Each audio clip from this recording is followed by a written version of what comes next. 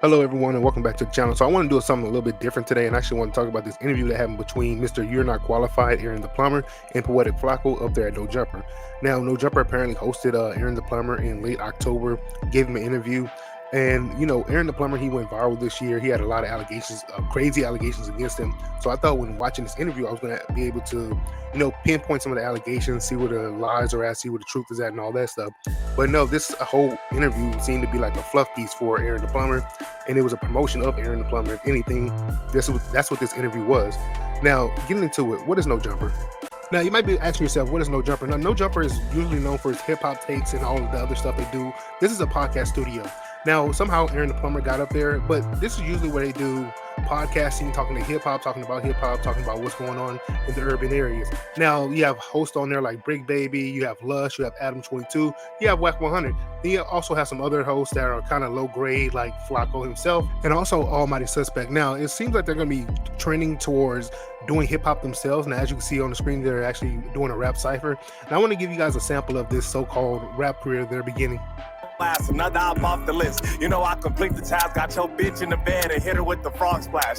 I don't gangbang, I cool slang. Get it out of her cat. She was begging for the dick, I put it in her back. You scared to ride with your gun, I got it in my lap. That nigga keep getting shot, but say never lack. Okay, so that was hot trash. Now, I'm not going to throw everybody under the bus because he was hot trash, but that was hot trash right there. Now, they are transitioning into this whole rap thing, but they need to leave a couple of podcasters behind. But they're not even good at podcasting, but they need to leave a couple of their so-called colleagues behind when it comes to rapping, because Almighty Suspect is very suspect when it comes to his rapping skills. Now, getting into the interview, man, so it took about 47 minutes to actually get to the meat and potatoes of which I wanted to hear was, you know, all the allegations around Aaron the Plumber, why he was actually, you know, became famous in the first place, the lore of what was going on with him. Now, this guy was very unhinged in this whole freaking interview. He was challenging MTR to a fight. He was attacking Queen of Accountability. Oh, and also Flakko was up there cheering him on while he was doing it.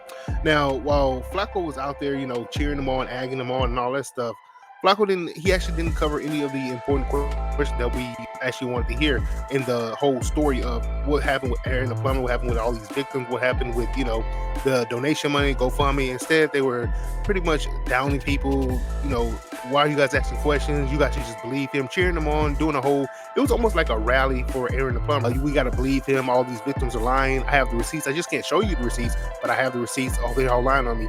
This is the whole interview was, man. I mean, Flakko really never challenged him. Flakko was the same guy who made videos on Aaron the Plumber, challenging some of the stories that was going out against him. But as soon as he got on this platform, Flakko just, you know, shelled it up like a turtle. Didn't ask any critical questions. He was just cheering him on the whole time, rallying him on. At some parts of this deranged interview, you know, your boy went unhinged. He was unhinged. He started challenging MTR to a fight. Him and Flakko was talking down on Queen of Accountability.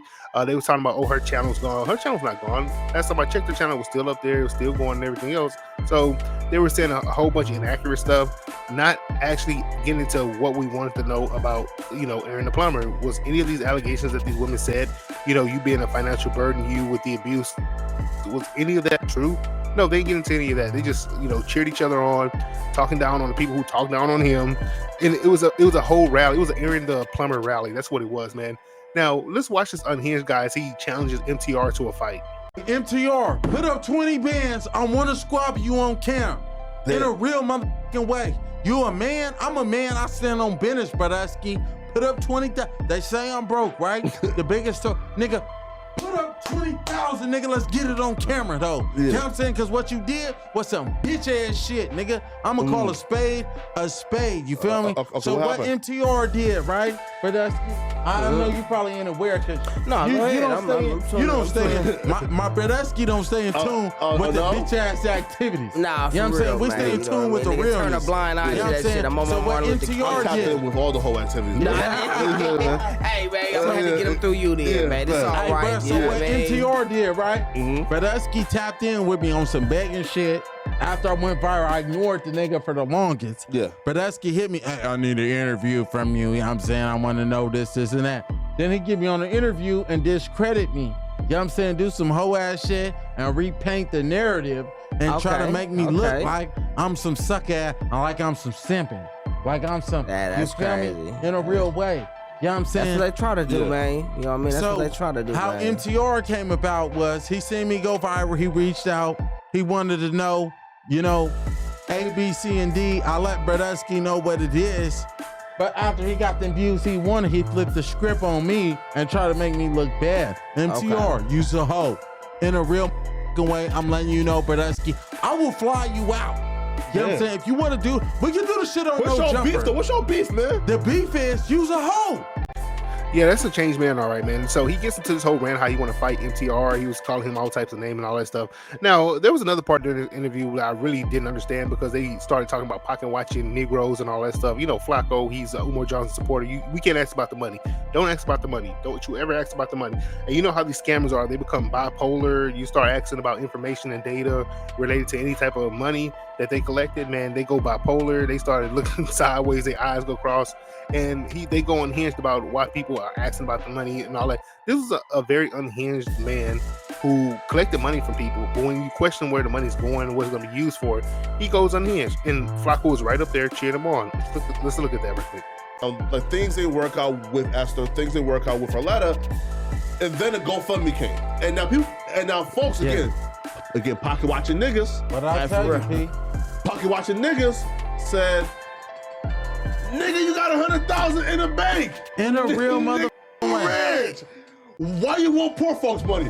But again, the mama always told us though, it ain't your business. But niggas, let me say this. Know why. Let me say this, Flakko, off the back. Nigga, my 4 extra boys. Off the back. Why is it okay for Donald Trump, a billionaire, right, to get millions in the GoFundMe, but when the nigga get 15,000, it's a problem. Why is that? Tell me, Brodusky. 15,000. That ain't shit. Drops Mike. A billionaire got millions in the GoFundMe, but a nigga got 15,000. It's a problem. Come on now, Brodusky. So I'm actually not surprised to see that Flakko has a issue with watching Negroes. So, he has an issue because he's an Umar Johnson supporter and people ask Umar Johnson about the money all the time. So he has it brings up history with him, man. He came out the Umar Johnson sector. So they're complaining about the money. Like, why you guys asking about the money? He's comparing himself to Donald Trump. I'm like, what? Like, it was unhinged, man. He's comparing himself to Trump. Aaron the Plumer is comparing himself to Trump, and you got Flakko fucking watching Negroes. Why are you asking about the money? I mean, he's asking for money, so he should be telling people where the money's going. He should be, providing evidence. I mean, not these weak receipts that he had. We was taking pictures and all that stuff. I mean, dude, if you're gonna ask for money and people want you to provide the evidence, apples meet apples, man. Just go ahead and give them what they want. But Flakko has an issue with it because he came out that Umar Johnson sector where asking about money is against their freaking religion apparently, and he always as soon as you ask about the money they start having a heart attack and all that stuff, man. Why you asking about the money? Why you asking about the money? I mean, and then I want to get to something else because this guy was during the interview with Flakko. It seemed like they were performing for a job. I'm gonna show you guys a quick take of that. He asked multiple times during the interview, "Oh man, you got room up here at No Jumper, man? Hey man, I'm available, man. Hey man, I'm gonna turn up here. We're gonna turn No Jumper into a new section or whatever. It was very weird behavior during the interview with Flakko, man. Check this out. You guarantee gonna want me back on this motherfucker, Brodusky. Hey, we ready to turn No Jumper up. Y'all already turned, Brodusky, but let us turn this motherfucker up another notch. Definitely, right? And there's a gap now in the ism since Sharp left. You feel me, man? So Hey man, well it's this right now, man. I got the hey man, like I said, I got the GPS, man. Game persistence and sophistication to get you to your destination. Revenue ransom. You know what I mean? So yeah, parts of the interview actually looked like he was up there performing for a job, man. Now I want to get into another part of this whole thing that I really wanted to hear from Aaron the Plumber, and it was these allegations that came from his past girlfriends. I mean, these allegations are atrocious, man. If you guys are already aware of the allegations, you're aware of them. I mean, there was allegations of abuse, allegations of stuff that went down in the hotel room, allegations of him, just being first of all, a financial burden to some of these women, and a verbal abuser, and a physical abuser as well. I mean, and then Flakko, out of all the people on No Jumper, can you really be walking around calling people fat? So Flakko in the interview, he started talking about that Latino girl that Aaron the Plumber was dating. He started calling her fat and all that. And I'm like, Flakko, man, can you really be calling anybody fat, man? I mean, you leaned over in this chair, You're looking very big. You're looking very unshaped. You're looking like a freaking grape, but you want to call this Latino girl fat. So let's get into some of these allegations from this other channel of Celebrity D, the Queen of Accountability. I'm gonna start. Let's go ahead and get into this right quick. Part 3, and this is the last part that I'm gonna post about Aaron, the buff guy from Pop the Balloon Game and Watch Who the Fuck You Date. So he was like, yeah, your car's acting funny. I was like, no. At that point, I was like, already get out of my house. Like, I don't want you here. You ain't paid one bill. You put $20 a light one time, and maybe you spent like $30 on groceries because I was gonna cook dinner one time. But my mama always told me, do not allow a man to come into your home and pay any bills, because then he's gonna feel like he has the right to either stay there or like, oh, I paid the rent, I live here too. But in all reality, everything that I had gotten was mine, and I didn't allow him any part of that. So I was like, all right, get out, whatever. He leaves. He still tried to contact me. I was like, no, get out. I grabbed my car. I went to my mom's house because I didn't want him to try to come back and to try to convince me. And that's what brings to like my mind all the time. Like, you guys tell people in abusive relationships all the time, like, you need to leave, thinking that it's easy for these women to leave. And it's not. Like, yeah, they've gotten hurt or whatever, but these women are completely head over heels in love with these men, so it's not easy to leave. So I did what I thought was best. So I went to my mom's house right after. The time I get to my house, I noticed that my patio is open and my door is open. So I instantly knew that something was wrong. As soon as I walk into my house is trashed. There is groceries thrown everywhere. My TVs are all broke. There's literally like eggs thrown everywhere. Stuff all over my floor. Literally everything is damaged. We walk into my son's room. He stole my son's Xbox. He stole my son's monitor, stole my son's Cash App card, stole all of his colognes. My door had been broken down. He stole all of my shoes, all my perfumes, all my lotions, everything that basically had value. I had a TV mount that is like movable. I'm assuming they couldn't get my TV off of the mount because they tipped it forward and then like shattered my screen. Now, when they're doing this, I knew that he had brought other people because I had followed back once before we went to the hotel, and it just so happened that he had his dad with him and another person, and then there's a white van. Well, on my Ring camera, my friend happens to show up around midnight because she knew that something was wrong. Now, I don't have my phone, so I don't have a way to contact nobody. She ends up on my Ring camera, and my son has access to my Ring camera, so he's already looking, and he's like, Mom, like, you know, she's at the house. She's talking to him through my Ring camera.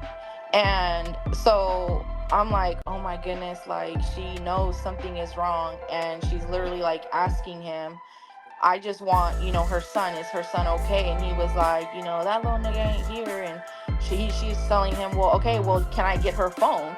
And he's like, no, this bitch is a fucking cheater. She's a fucking whore, this and this and that. And she's just like, okay, I don't care about any of that. Like, just give me her phone and I will leave. And he was like, no. And she was just like, I instantly like knew like he's not going to give me the phone. She's like, so at this point, I'm walking back to the car. He follows her to her car. And at this point, while she's getting in her car, she was like, he's literally already knocking at my window, and he's telling her, like, roll it down. As she goes to roll down the window, he's telling her, and if anybody's got problem, we got poles. So she was like, girl, like, I don't know why. She's like, but I instantly just, like, got fear, and I don't know why I didn't call 911 either. Like, I was in shock, and I just wanted to get out of there. She's like, I just wanted to make sure that your son wasn't there and that you guys were not there. And she was like, but you can tell there was multiple people in there because you can hear them in the background. So I'm just like, okay, whatever. I come home the next day and my house is trashed. My parents come over, my nephews come over. Again, we're having to wait for the officer to get out here. The officer gets out here. He literally sees all the damage that's done. My house is not livable at this point. He cuts my garbage disposal in my kitchen. He cuts one of like the, I guess you would call it like a tube in the master bathroom. We have 2 bathrooms and it's 3 bedrooms. He cut the tube so the water in my master bathroom would just drain onto everything. So everything was messed up. So like, and then he ended up leaving my shower water running in my master bathroom. He pulled the internet cord from my son's room, so we didn't have internet. He stole or damaged all of our TVs in my spare bedroom. Everything was messed up. The washer and dryer had been cut, so we weren't able to do any laundry. They urinated on all of my stuff. The 10 to 15 outfits that he left, now mind you, I have a big walk-in closet. He and the other people that were in my home, they urinated on my Cow King mattress. They urinated all over my clothes. They put laundry detergent in my dog's food. They ended up urinating on my couch. Everything, like everything that you can think of, you know, how your house can be livable was all damaged. Man, so at the end of this interview, there was actually no critical questions that was actually given out. I mean, this guy went from, he can't speak about anything. I'll show you off camera this whole, you know, that whole Umar Johnson stuff. Oh, I can't speak about it, man. I'm doing the work though, or it's true, but I can't show you the evidence. I mean, it was just a whole lap dance. I mean, this is a victory lap for this Aaron the Plumber. Even Flakko himself made a video about Aaron the Plumber asking questions, but now they want to target MTR, talk down on MTR, talk down on Celebrity D, Queen of Accountability. They up here shaking hands, laughing and everything. I mean, this was not a critical interview. I mean, this didn't get to the meat and potatoes of what we actually wanted to hear in the interview. I mean, the first 47 minutes was just talking about his early life and all that stuff and what it came up to be before Pop the Balloon. Then we get into him talking down on MTR, challenging MTR to a boxing match. I mean, none of that made any sense. Whatever, man. He didn't. I mean, there was nothing accomplished in this interview. I mean, this was like a freaking fluff piece for Aaron the Plumber, promoting Aaron the Plumber. You know, him up there asking for a job. Flakko doing a terrible interview. I mean, this is what Flakko has been doing, man. Terrible interviews after terrible interviews. So I mean, y'all got rid of Sharp. I mean, you want to talk about Sharp, but at least Sharp would, I guess, would have, you know, done a little bit better. You know, he would have done way better than what Flakko did. Flakko up here, he invited this guy up here just to give him a fluff piece. Man, I mean, this interview to me didn't make any sense. I mean, it didn't get to any of the meat and potatoes. Why not ask any of the questions about what happened to the girls, the victims who came up with all these allegations? Why not talk about any of that? Why not ask about, you know, what happened to the money and all that stuff? He didn't ask any of that question. He just said, "Oh man, he's pocket watching Negroes. He's pocket watching Negroes." You know, Umar Johnson fan, #1 fan, Flakko, man. You know, when it comes to talking about money or questions about money, you know, these people put up a red bandana, man, you know, and they just start talking down. I mean, well, here's a red flag. You can't talk about that. Red flag. You can't talk about that. You know what I mean? They throw out that little red warning flag out there. Oh, I'm warning you once. So you should talk about that. I mean, this was a whole waste of time having this interview with Aaron the Plumber. Aaron the Plumber, man, you should have came out there and answered some of these critical questions, man. You up there talking tough, trying to look like, I mean, this guy's a goofball, man. I mean, like, he's up there, he's looking very unhinged. I mean, he's looking very, I wouldn't trust this guy in my house, man. I mean, after what he did to that woman's house, I actually believe her. After he was stalking the other woman, allegedly, I believe her. I mean, this whole fluff piece by Poetic Flakko, I mean, this is filthy work out here, man. This is very filthy work. I mean, this is a low-down, degenerate grade. I can't believe Adam even let him have the interview up there, man, because it's answered no questions. It actually just led to many other questions. Like, this guy, it looked to me like he was up here performing for a job. It looked to me that he was up here performing for a job to get on No Jumper. And he asked multiple times, can he, I guess, try out for No Jumper? You know, Sharp's not there, so we have room for a pimp. I mean, I don't know what to say, man. This is just filthy work for me, man. I don't see what the need of this interview was. But, hey, Flakko, man, you need to do better, man, because y'all talking down on Sharp. But, man, hey, Sharp's interviews would have been way better than this right here. Sharp would have came down, broke down that door and say, hey, man, are these questions about what these women are saying about you? Is it true? Is it true? Was you in that hotel room doing that to her? Is it true? You know what I'm saying? You know, Sharp would have, you know, hit him with some hard questions, man. Flakko up here worshiping him, bowing down to him, even though Flakko himself made videos trying to talk about this guy. He did the same thing that MTR did, but now since you got the guy up there in your face, are you scared? You afraid, man? You afraid to ask the hard questions, man. Ask the hard-hitting questions that will go viral. No, this is a fluff piece, man. You know, this is a sad day for No Jumper, man, but what can I say, man? Hey, thanks for watching, man. Let me like, comment. Hey, let me know what you guys think about this whole interview. I don't know if you guys saw this interview, but man, let me know what you guys thought about this whole interview. I actually want to stop and give a brief shout out, an honorable shout out to Sharp, man. So Sharp had to stand on business on Flakko, man, because way back when, Flakko was out here with evidence provided. He was still out here defending a rapper. Now, if you guys know about the rapper in the Walmart situation, which Flakko was out here defending until somebody had to stand on business like Sharp and I believe it was Dijon Paul, Sharp, and I want to say Justin that's behind the camera. They all have to stand on business and pretty much put Flakko in his place and, hey man, you ain't gonna be up here doing that degenerate stuff. You know, and that's why I think that Flakko had a little beef with Sharp, because Sharp stood on business and put him in his place. I'm gonna show you guys a little clip of that. But Flakko was out here with the 4K evidence of what happened in Walmart, and yet he was still out here defending that rapper at all costs, because, you know, I guess he knew the rapper or whatever. So, you know, any evidence that you provided to him was now in void. So Flakko was out here just, you know, being a degenerate, just like he did with Aaron the Plumer in this interview, being a degenerate. And with all the evidence shown against this guy, he was out here saying, oh, that camera at Walmart don't prove anything. We don't know what he was doing with that camera. We don't know why he was following those girls. We don't know none of this. You know, Flakko was out here defending him at all costs, and Sharp had to, you know, stand on business. So I had to give an honorable shout out to Sharp, Dijon, Justin behind the camera. He touched someone, though. He touched that little girl. Why are all these niggas getting the same allegations? But where he touched them, that's what people is like. On her ass. On her ass. He followed her. That shit was weird as fuck. Shit weird as fuck. That shit's mangy, bro. That's a child. Them little girls was trying to get the fuck away from him. He's following them through the store like, hey. Like, who does that, bro? Ass. No, ain't no in terms of where our eyes were. I don't give a fuck. That was the ass. Fuck Lil Boom. Lil Boom was touching motherfucking kids, in bro. I in a fucking grocery store. Yeah. We don't play that. There's a no tolerance, zero tolerance here at No Jumper, homie. We don't stand behind that, touching on babies, walking in stores, getting caught on camera. People had to come to your house about it.